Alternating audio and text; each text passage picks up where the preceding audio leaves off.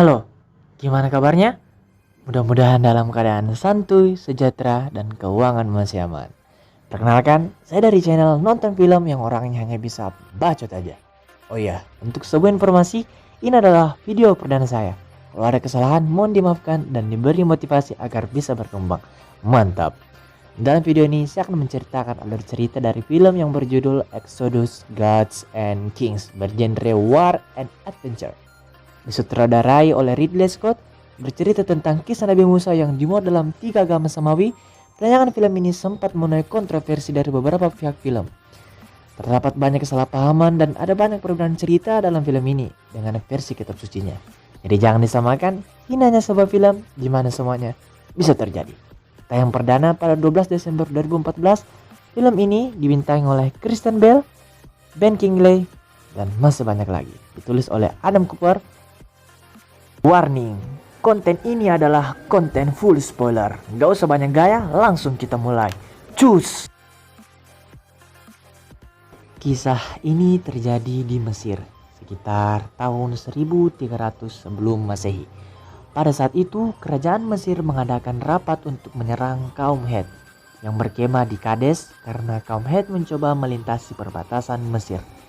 Lalu kita diperlihatkan seseorang pendeta wanita yang menafsirkan hasil dari peperangan, tapi dia mengatakan hasilnya tidak jelas. Lalu si Musa tertawa dan dia bilang bahwa dia tidak percaya dengan pertanda.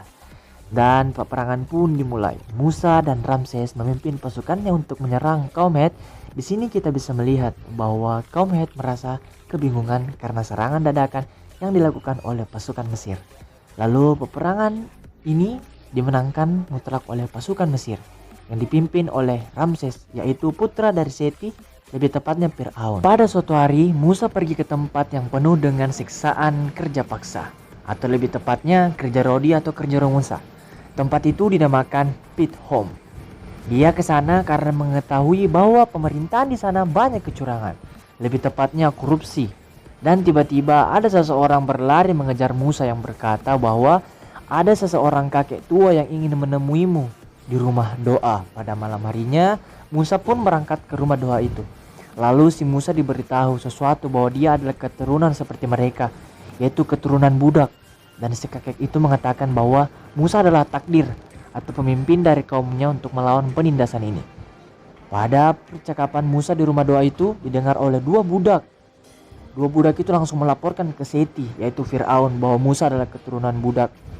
Dan pada malam harinya Musa dipanggil oleh Ramses.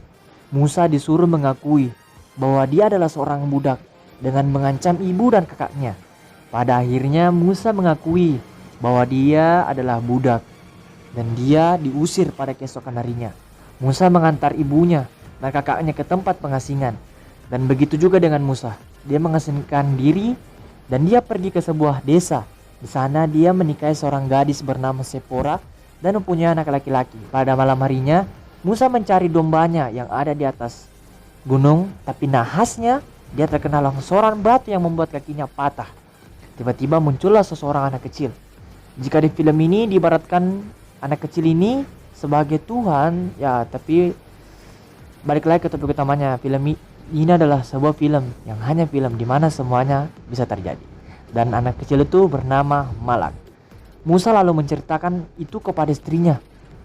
Dan terjadi masalah karena istrinya tahu bahwa Musa akan meninggalkan anaknya. Tapi Musa meyakinkan bahwa ini adalah hal yang harus ia lakukan. Musa pun pergi ke tempat doa si kakek itu. Lalu Musa masuk menyusup ke istana memberitahu Ramses bahwa dia akan melawan Ramses demi menghilangkan kerja paksa budak. Keesokan harinya Ramses pun marah dan merasa direndahkan oleh Musa. Lalu Ramses mencari Musa di seluruh sekolah dan lebih segannya dia menghukum seluruh kaum Musa dengan cara digantung. Musa lalu membentuk pasukan, yaitu pasukan yang terdiri dari kaumnya dan budak-budak yang dianiaya.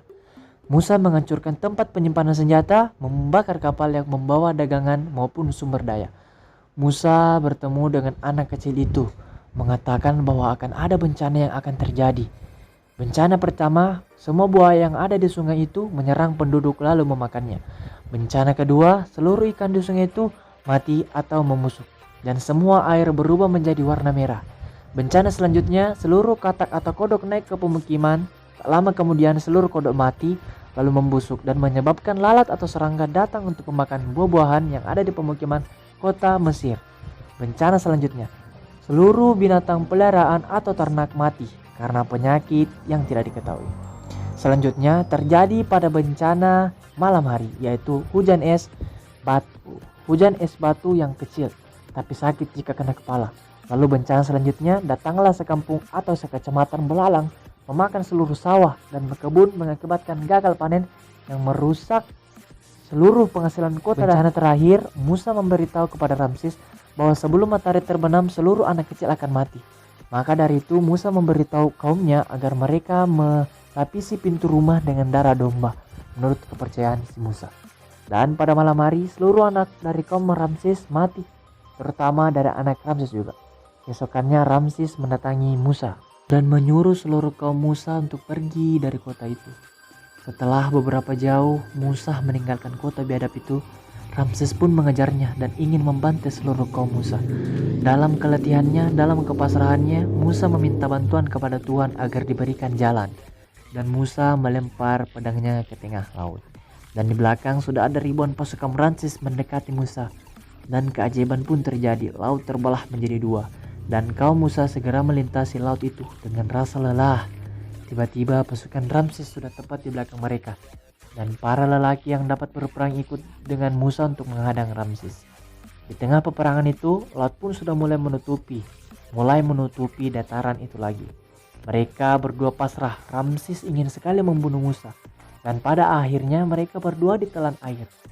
Pada endingnya juga Ramses masih hidup tapi penuh dengan rasa pasrah. Dan pada akhirnya Musa pulang menemui istrinya dan anaknya.